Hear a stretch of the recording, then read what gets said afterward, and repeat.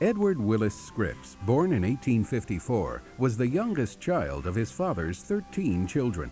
Although he was raised on a farm in western Illinois, E.W. grew up hearing stories of his grandfather's position as a newspaper publisher in England.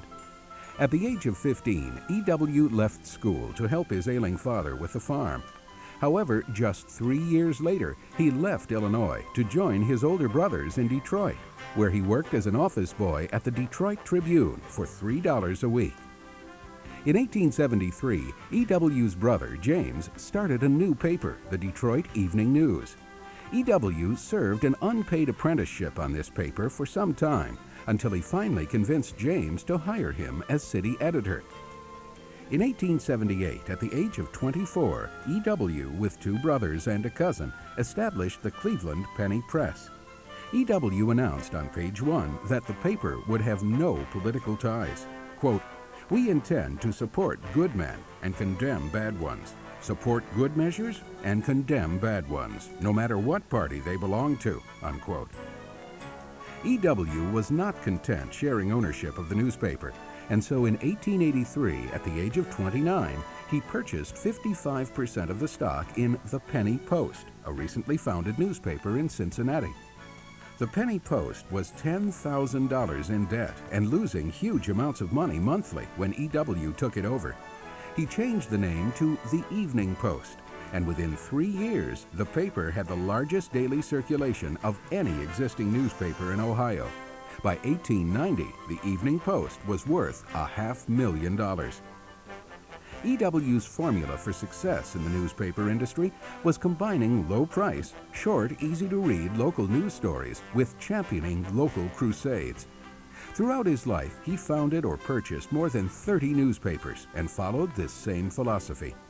Scripps newspapers backed proposals aimed at improving the living and working conditions of industrial workers. His newspapers were forceful fighters for the rights of the common man. Scripps had a reputation in Cincinnati as being an honest and courageous man who could not be bought. Scripps was not all work and no play, however. He enjoyed playing poker, horses, and racing, as well as smoking cigars and drinking whiskey. In 1885, E.W. married Nackie Holtzinger, the daughter of a minister in Westchester, Ohio. They lived in Westchester for a few years and eventually built an estate in Southern California. E.W. and Nackie had 6 children. Scripps' success and wealth grew over the next 2 decades as he built a chain of newspapers across the country. He created a news service called United Press Association, providing a source of national news for local newspapers. E.W.'s news service would eventually become United Press International. Upon retiring in 1920, E.W. turned his business over to his son, Robert Scripps, and to Roy Howard. He enjoyed the ocean and spent much of his retirement at sea. In 1926, he suffered a stroke and died on his yacht, the Ohio, off the coast of Liberia. He was buried at sea, as he had requested. The company, started in 1883 with the purchase of the Penny Post, is a thriving conglomerate today.